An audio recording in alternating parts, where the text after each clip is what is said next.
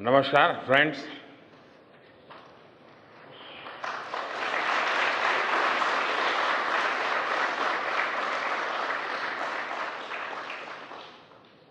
आप सभी के बीच आकर आज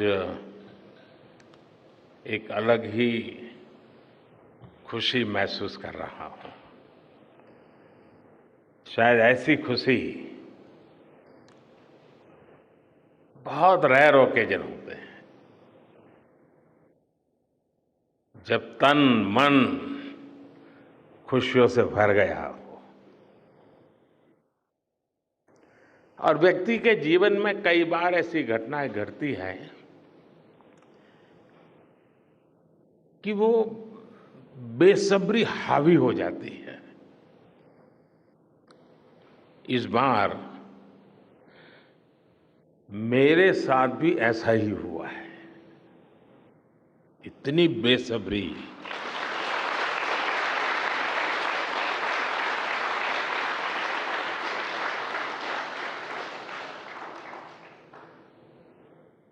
मैं साउथ अफ्रीका में था, फिर ग्रीस का कार्यक्रम था तो वहां चला गया, लेकिन मेरा मन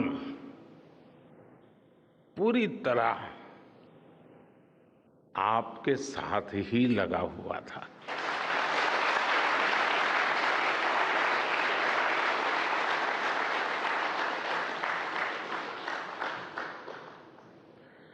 लेकिन कभी कभी लगता है कि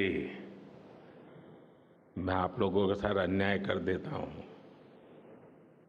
बेसब्री मेरी और मुसीबत आपकी। इतनी सवेरे सवेरे आप सभी को और इतना और टाइम, लेकिन बस मन कर रहा था जाऊं आपको नमन करूं। आपको दिक्कत हुई होगी, लेकिन मैं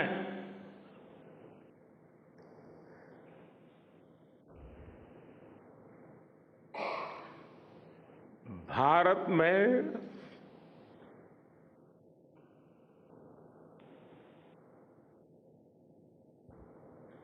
आते ही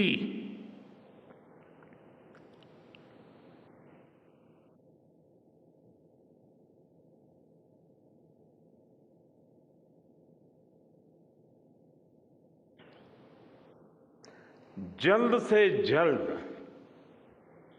आपके दर्शन करना चाहता था।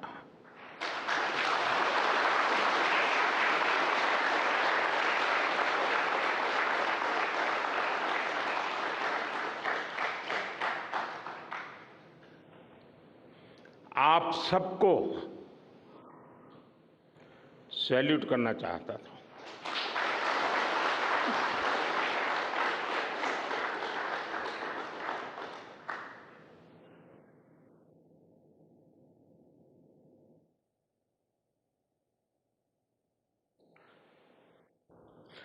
सैल्यूट आपके परिश्रम को, सैल्यूट आपके धैर्य को, सैल्यूट आपकी लगन को, सैल्यूट आपकी जीवटता को, सैल्यूट आपके जज्बे को। आप देश को जिस ऊंचाई पर लेकर गए हैं, ये कोई साधारण सफलता नहीं है। ये अनंत अंतरिक्ष में भारत के वैज्ञानिक सामर्थ्य का शंखनाद है।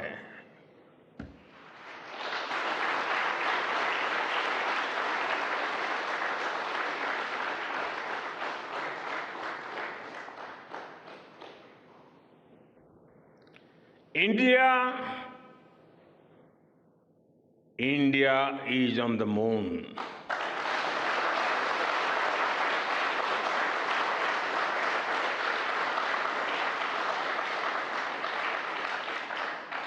We have our national pride placed on the moon.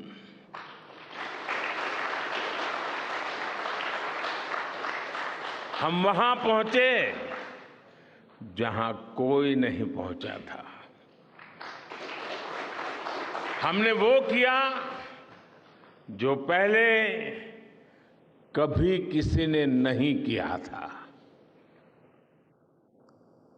ये आज का भारत है,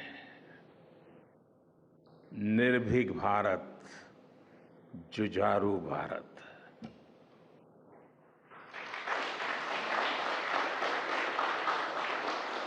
ये वो भारत है जो नया सोचता है, नए तरीके से सोचता है, जो डार्क जोन में जाकर भी दुनिया में रोशनी की किरण फैला देता है।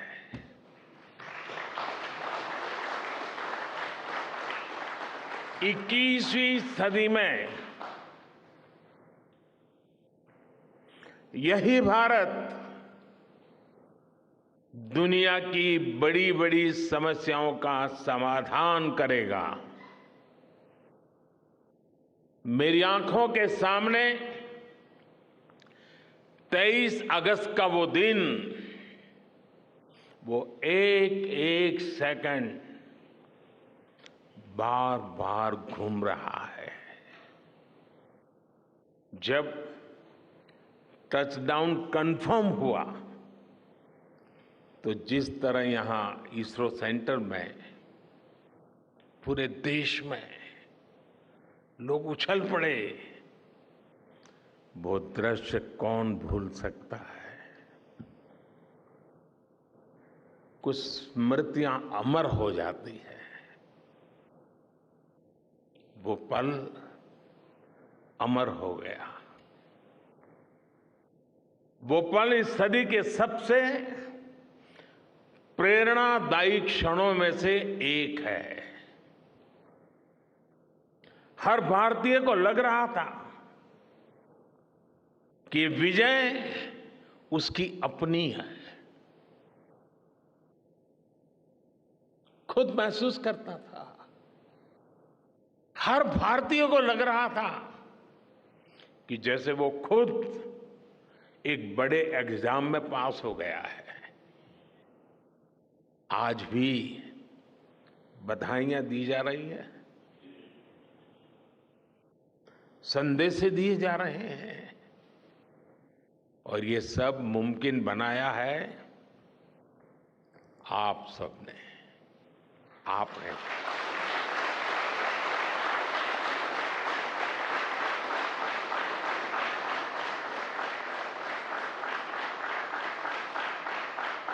देश के मेरे वैज्ञानिकों ने ये मुमकिन बनाया है।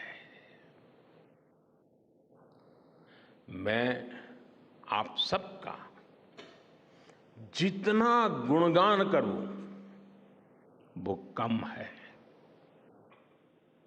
मैं आपकी जितनी सराहना करूं वो कम है। साथियों,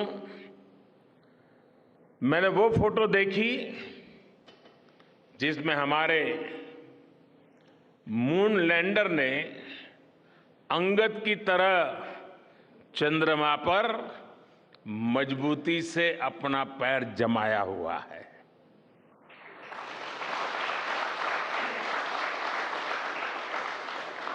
एक तरफ विक्रम का विश्वास है तो दूसरी तरफ प्रज्ञान का पराक्रम है।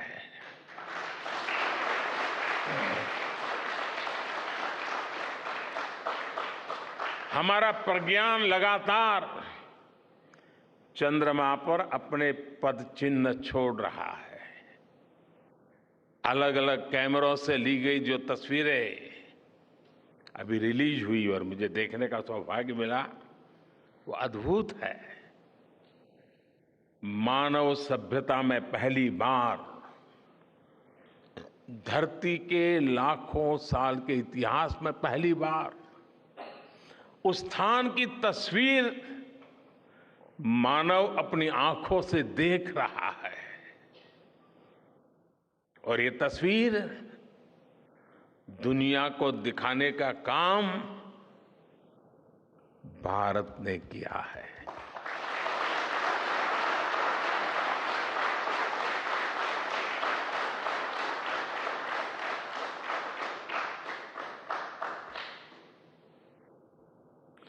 आप सभी वैज्ञानिकों ने किया है। आज पूरी दुनिया भारत की साइंटिफिक स्पिरिट का, हमारी टेक्नोलॉजी का और हमारे साइंटिफिक टेम्परामेंट का लोहा मान चुकी है।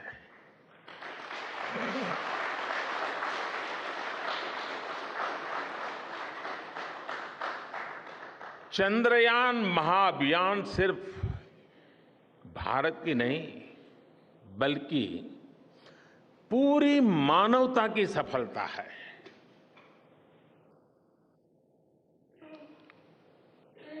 हमारा मिशन जिस क्षेत्र को एक्सप्लोर करेगा उससे सभी देशों के लिए मून मिशंस के नए रास्ते खुलेंगे। ये चांद के रहस्य को तो खोलेगा ही, साथ ही धरती की चुनौतियों के समाधान में भी मदद करेगा। आपकी इस सफलता के लिए मैं एक बार फिर सभी वैज्ञानिकों को, टेक्नीशियंस, इंजीनियर्स और चंद्रयान महाअभियान से जुड़े सभी सदस्यों को बधाई देता हूं।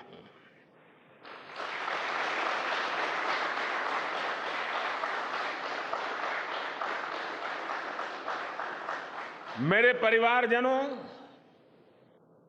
आप जानते हैं कि स्पेस मिशंस के टच डाउन पॉइंट को एक नाम दिए जाने की वैज्ञानिक परंपरा है। चंद्रमा के जिस हिस्से पर हमारा चंद्रयान उतरा है, भारत ने उस स्थान के भी नामकरण का फैसला लिया है।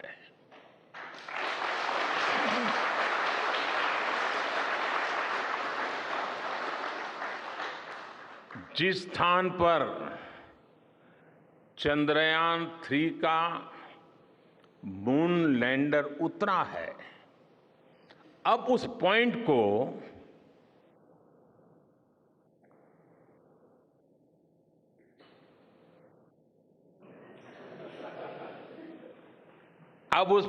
को शिव शक्ति के नाम से जाना जाएगा।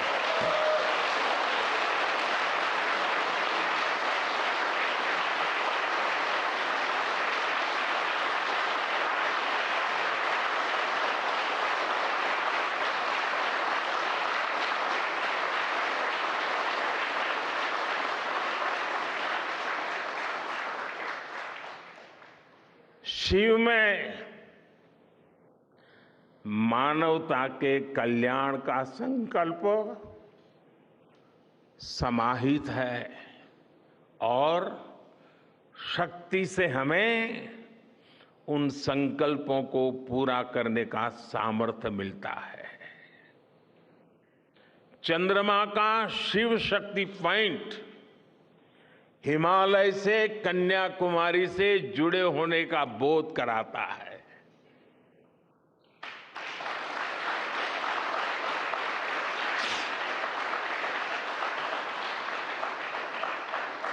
हमारे ऋषियों ने कहा है, येन कर्माण्य पशो मनीषिणो यज्ञे कुण्वन्ति वित्तेषु धीरः यत्पूर्व यक्ष्मन्तः प्रजानां तन्मे मनः शिव संकल्पम अस्तु। अर्थात जिस मन से हम कर्तव्य कर्म करते हैं, विचार और विज्ञान को गति देते हैं और जो सबके भीतर मौजूद है, वो मन शुभ और कल्याणकारी संकल्पों से जुड़े।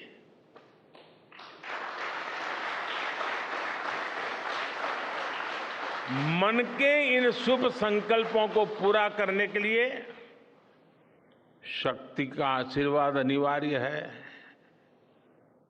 और ये शक्ति हमारी नारी शक्ति है।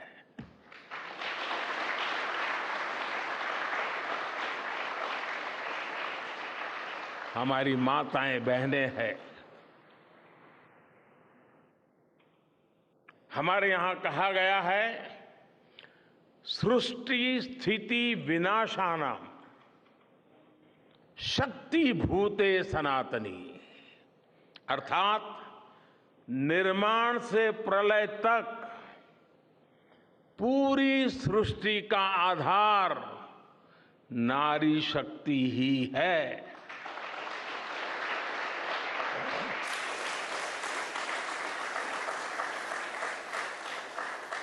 आप सबने देखा है, चंद्रयान 3 में देश ने, हमारी महिला वैज्ञानिकों ने,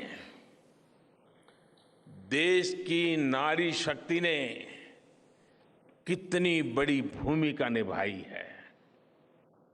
चंद्रमा का शिव शक्ति पॉइंट सदियों तक भारत के इस वैज्ञानिक और दार्शनिक चिंतन का साक्षी बनेगा।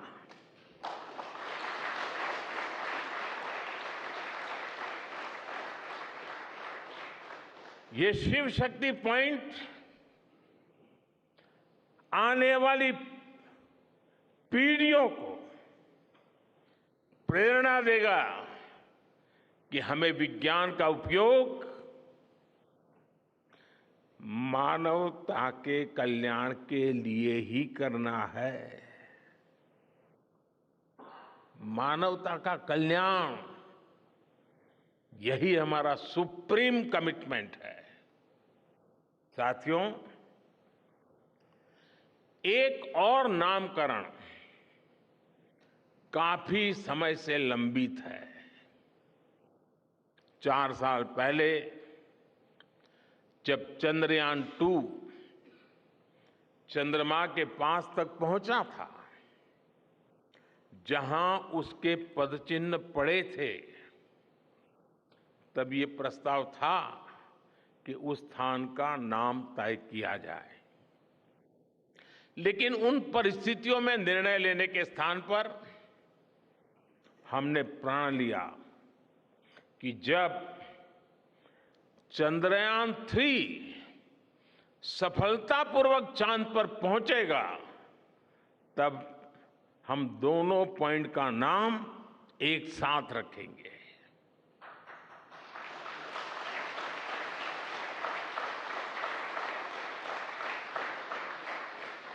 और आज मुझे लगता है कि जब हर घर तिरंगा है, जब हर मन तिरंगा है और चांद पर भी तिरंगा है, तो तिरंगा के सिवाय चंद्रयान 2 से जुड़े उस स्थान को और क्या नाम दिया जा सकता है।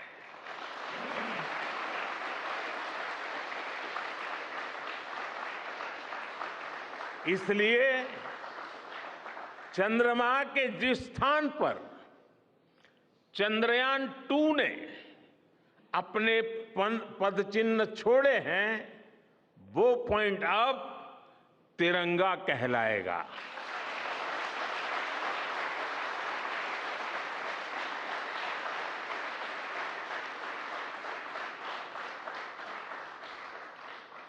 ये तिरंगा पॉइंट भारत के हर प्रयास की प्रेरणा बनेगा। ये तिरंगा पॉइंट हमें सीख देगा कि कोई भी विफलता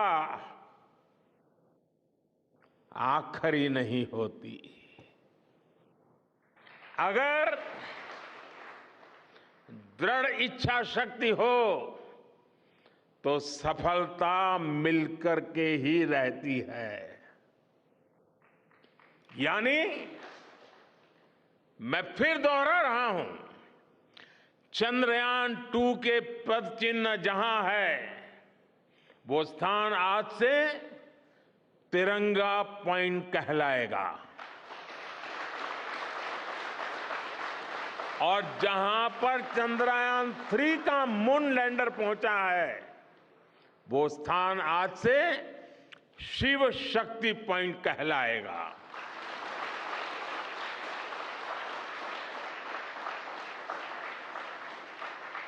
साथियों, आज भारत दुनिया का चौथा ऐसा देश बन चुका है जिसने चंद्रमा की सतह को छुआ है। ये सफलता तब और अधिक बड़ी हो जाती है जब हम ये देखते हैं कि भारत ने अपनी यात्रा कहां से शुरू की थी। एक समय था जब भारत के पास जरूरी तकनीक नहीं थी, सहयोग भी नहीं था। हमारी गिनती थर्ड वर्ल्ड यानी थर्ड रो में खड़े देशों में होती थी। थर्ड वर्ल्ड थर्ड रो में खड़े हुए लोगों में होती थी। वहां से निकलकर आज भारत दुनिया की 5वीं सबसे बड़ी अर्थव्यवस्था बना है।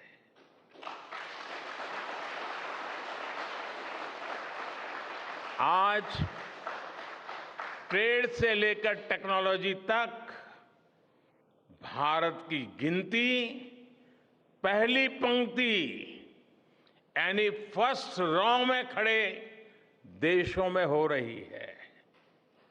यानी थर्ड रो से फर्स्ट रो तक इस यात्रा में इसरो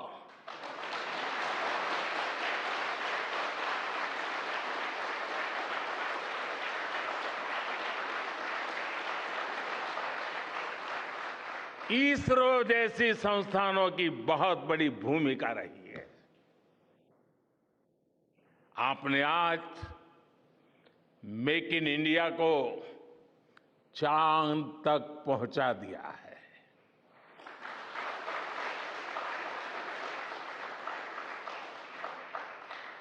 मेरे परिवारजनों, मैं आज आपके बीच आकर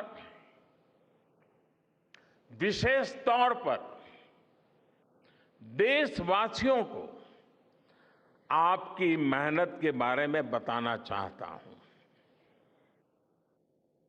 जो मैं बातें बता रहा हूं वो आपके लिए नई नहीं है, लेकिन आपने जो किया है, जो साधना की है, वो देशवासियों को भी पता होना चाहिए। भारत के दक्षिण हिस्से से चंद्रमा के दक्षिणी ध्रुव तक चंद्रयान की ये यात्रा आसान नहीं थी। मून लैंडर की सॉफ्ट लैंडिंग सुनिश्चित करने के लिए हमारे वैज्ञानिकों ने इसरो की रिसर्च फैसिलिटी में आर्टिफिशियल मून तक बना डाला। इस आर्टिफिशियल मून पर विक्रम लैंडर को अलग अलग तरीके से सरफेस पर उतारकर उसका टेस्ट किया गया था। अब इतने सारे एग्जाम देकर हमारा मून लैंडर वहां गया है तो उसे सक्सेस मिलनी ही मिलनी थी।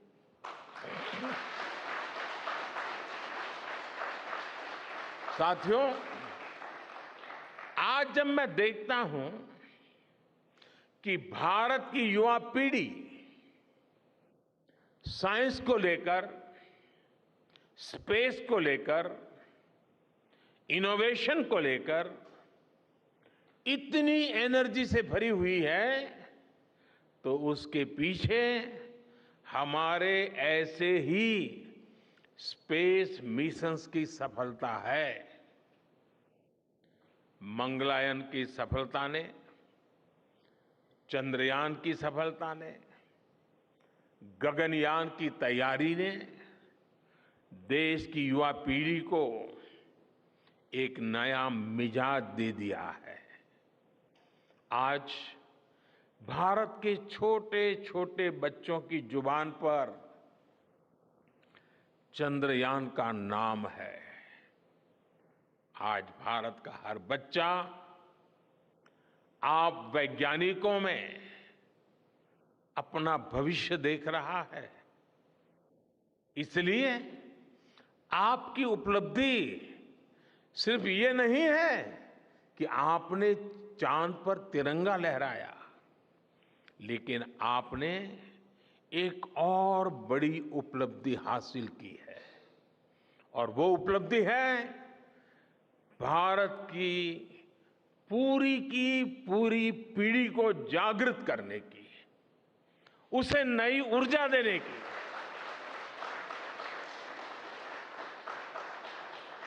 आपने एक पूरी पीढ़ी पर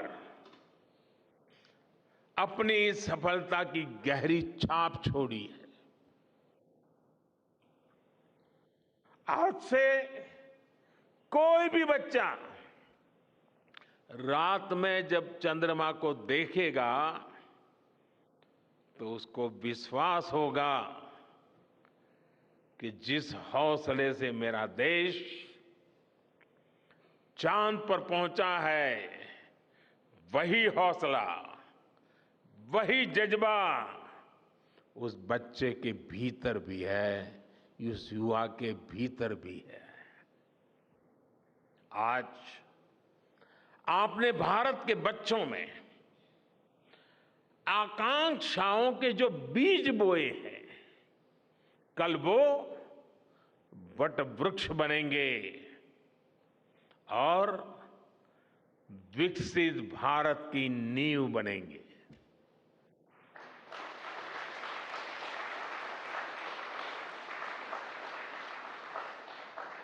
हमारी युवा पीढ़ी को निरंतर प्रेरणा मिलती रहे, इसके लिए एक और निर्णय लिया गया है।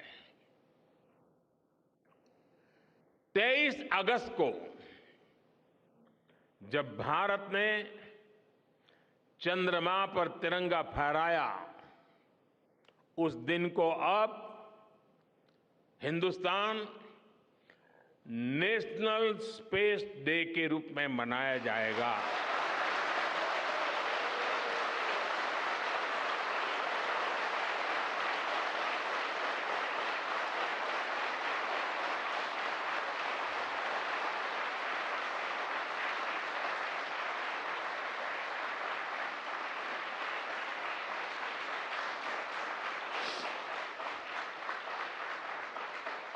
जब हर वर्ष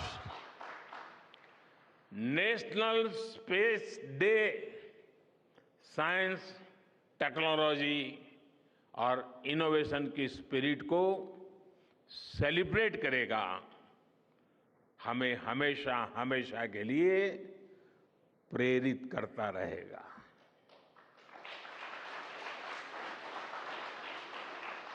मेरे परिवारजनों, आप भी जानते हैं कि स्पेस सेक्टर का जो सामर्थ्य है,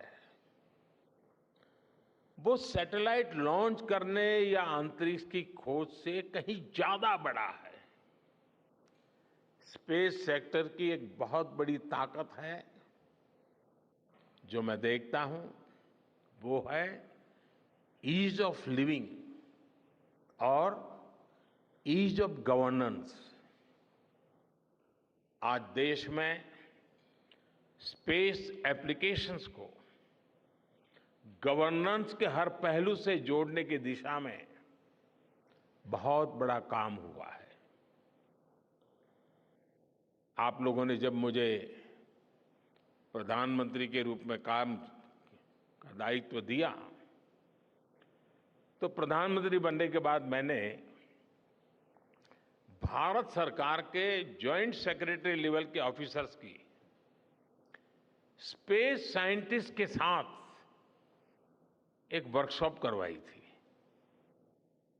और इसका मकसद ये था कि गवर्नेंस में, शासन व्यवस्था में ट्रांसपेरेंसी लाने में स्पेस सेक्टर की ताकत का ज्यादा से ज्यादा इस्तेमाल कैसे करें। तब किरण जी शायद हम लोगों के साथ काम करते थे। इसी का नतीजा था जब देश ने स्वच्छ भारत अभियान शुरू किया, शौचालयों का निर्माण शुरू किया, करोड़ों घरों को बनाने का अभियान चलाया, तो इन सब के मॉनिटरिंग के लिए, उसकी प्रगति के लिए स्पेस साइंस ने बहुत मदद की।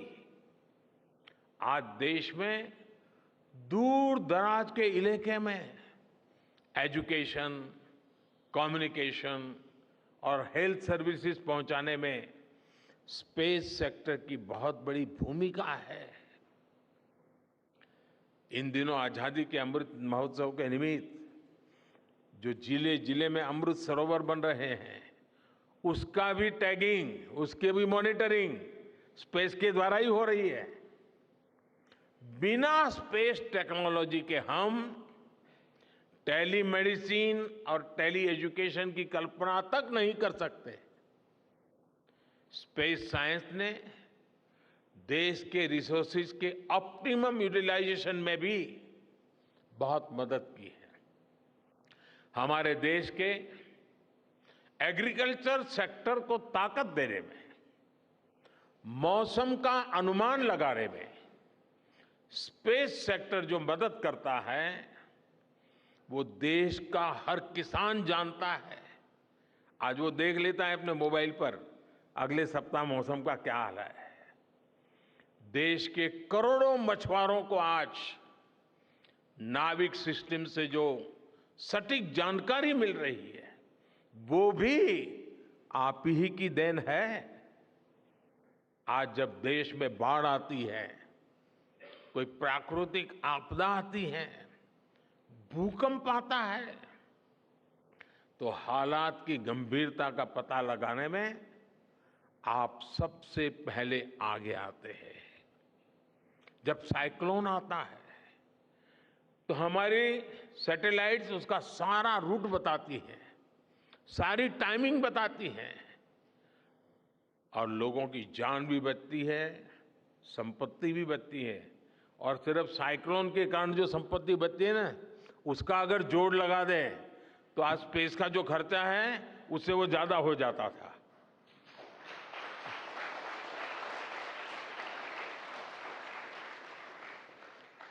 हमारे PM Gati Shakti national master plan का आधार भी स्पेस टेक्नोलॉजी ही है। और आज दुनिया भारत के इस गतिशक्ति प्लेटफॉर्म का अध्ययन कर रही है कि प्लानिंग और मैनेजमेंट में ये प्लेटफॉर्म कितना उपयोगी हो सकता है। इससे प्रोजेक्ट्स की प्लानिंग, एजुकेशन और मॉनिटरिंग में काफी मदद मिल रही है।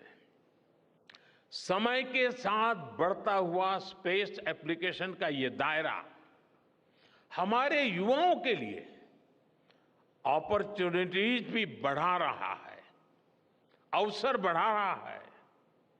और इसलिए आज मैं एक सुझाव भी देना चाहता हूं और मैं चाहूंगा कि आपके यहां से जो रिटायर्ड लोग हैं वे इसमें काफी मदद कर सकते हैं। अब ये मत बोलिएगा कि इतनी सुबह सुबह मोदी जी यहां आए और कुछ काम भी दे करके जा रहे हैं। साथियों, मैं चाहूंगा कि इसरो, केंद्र सरकार के विभिन्न मंत्रालय और राज्य सरकारें मिलकर गवर्नेंस में स्पेस टेक्नोलॉजी पर एक नेशनल हैकाथॉन का आयोजन करें। इस हैकाथॉन में ज्यादा से ज्यादा युवा, ज्यादा से ज्यादा यूनिवर्सिटी, ज्यादा से ज्यादा नौजवान वो शामिल हो, जुड़े। मुझे विश्वास है ये नेशनल हैकाथॉन हमारी गवर्नेंस को और प्रभावी बनाएगा, देशवासियों को मॉडर्न सॉल्यूशंस देगा। और साथियों, आपके अलावा मैं अपनी युवा पीढ़ी को एक और टास्क अलग से देना चाहता हूं। और होमवर्क के दिए बिना बच्चों को काम करने का मजा नहीं आता है।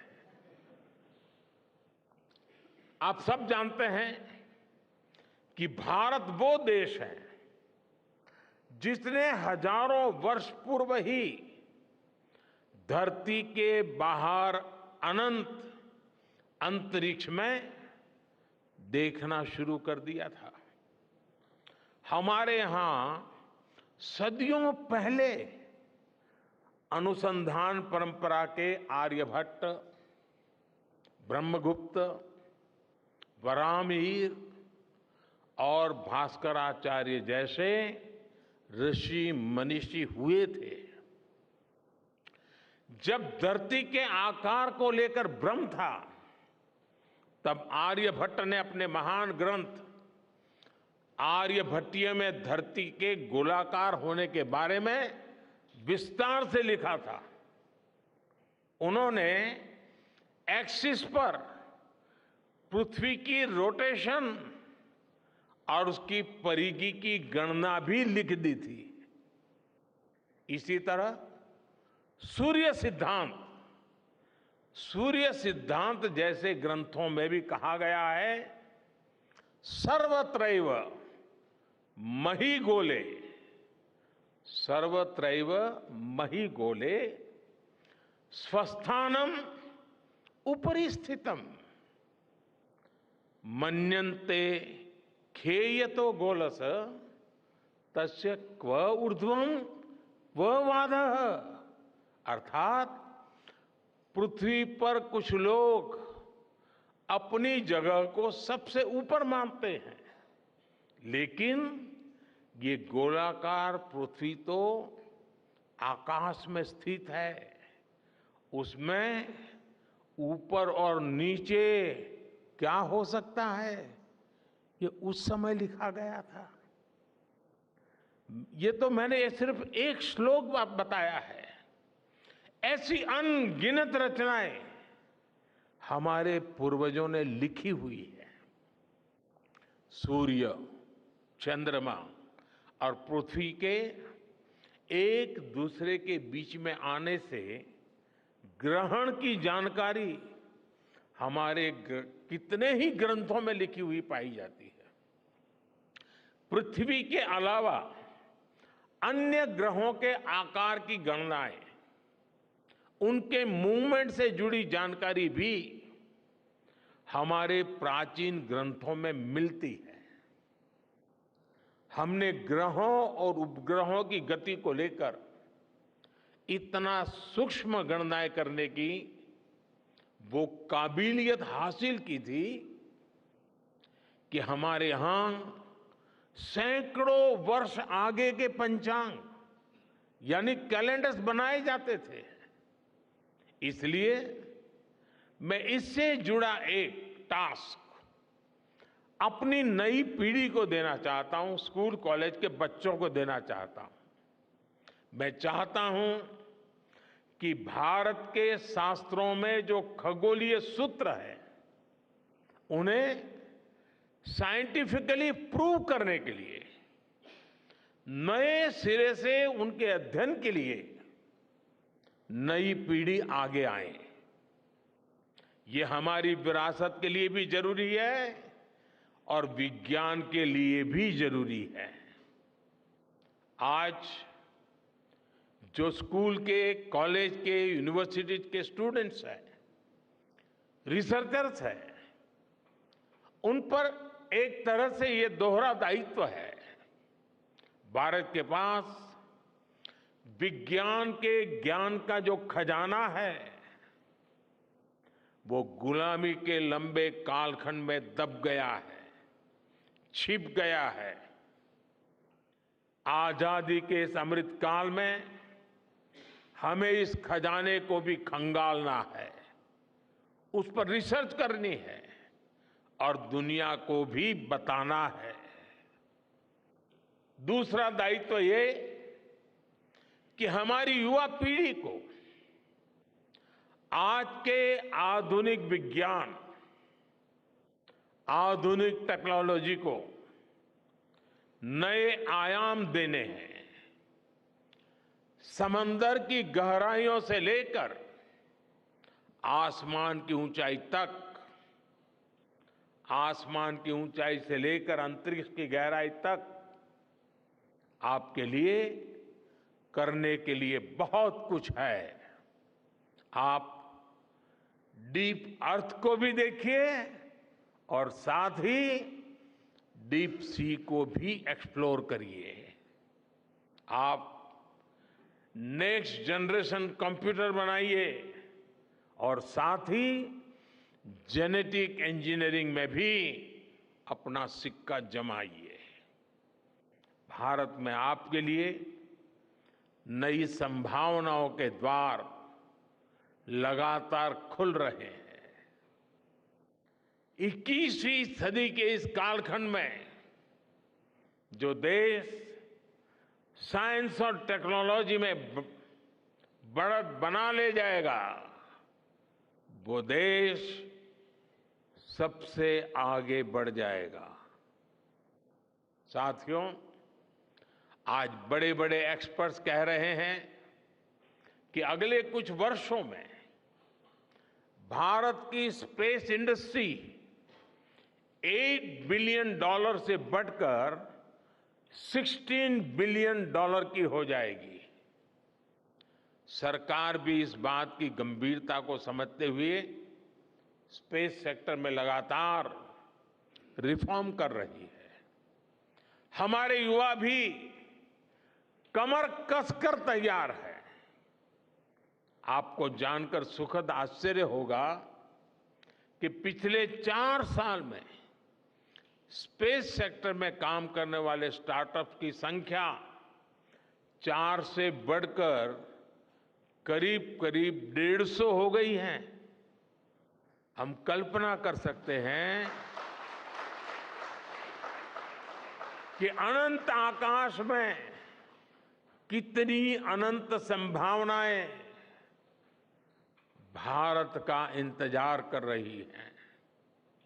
वैसे कुछ दिन बाद 1 सितंबर से माईगॉव हमारे चंद्रयान मिशन को लेकर बहुत बड़ा क्विज कंपटीशन लॉन्च करने वाला है। हमारे देश के स्टूडेंट्स इससे भी शुरुआत कर सकते हैं। मैं देश भर के स्टूडेंट से आग्रह करूंगा कि आप सभी बड़ी संख्या में इससे जुड़े। मेरे परिवारजनों, देश की भावी पीढ़ी को आपका मार्गदर्शन बहुत आवश्यक है। आप जो इतने सारे इंपॉर्टेंट मिशंस पर काम कर रहे हैं, वो आने वाली पीढ़ी ही आगे ले जाने वाली है।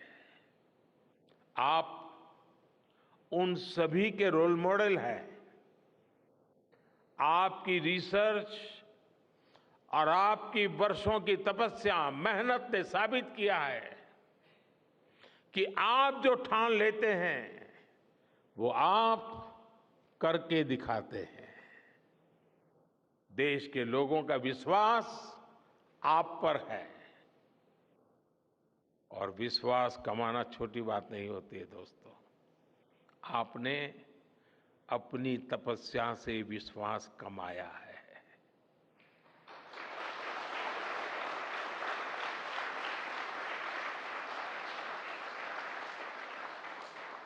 देश के लोगों का आशीर्वाद आप पर है।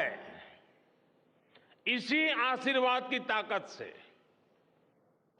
देश के प्रति इसी समर्पण भाव से भारत साइंस एंड टेक्नोलॉजी में ग्लोबल लीडर बनेगा। और मैं आपके बीच बड़े विश्वास के साथ बताता हूं, इनोवेशन की हमारी यही स्पिरिट ही 2047 में विकसित भारत के सपने को साकार करेगी। इसी विश्वास के साथ मैं फिर एक बार आप सबके दर्शन करके पावन हुआ हूं। देशवासी गौरव से भरे हुए हैं। सपने बहुत तेजी से संकल्प बन रहे हैं और आपका परिश्रम उन संकल्प को सिद्धि के तक ले जाने के लिए बहुत बड़ी प्रेरणा बन रहा है। आपको जितनी बधाई दूं कम है, जितना अभिनंदन करूं कम है। मेरी तरफ से करोड़ों करोड़ों देशवासियों की तरफ से, दुनिया भर की साइंटिफिक कम्युनिटी की तरफ से अनेक अनेक धन्यवाद, बहुत बहुत शुभकामनाएं। भारत माता की, भारत माता की, भारत माता की। धन्यवाद।